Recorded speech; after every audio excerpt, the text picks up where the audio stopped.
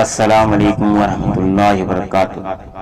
دوستو، اس ویڈیو میں ہم قرآن مجید کے متعلق کچھ سوالات اور جوابات بتائیں گے، تو اس ویڈیو کے مکمل ضرور سنیں۔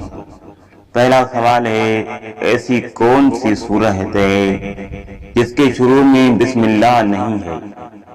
اس کا جواب ہے وہ سورت توبہ ہے۔ دوسرا سوال ہے، قرآن مجید میں کس واحد آدمی کو اس کی کنیت سے یاد کیا گیا ہے؟ اس کا جواب ہے ابو لہب۔ تیسرا سوال ہے، قرآن مجید میں جہنم کے نگران کا کیا نام ہے؟ جواب ہے مالک۔ چوتھا سوال ہے، لفظ محمد صلی اللہ علیہ وسلم قرآن مجید میں کتنی مرتبہ آیا ہے؟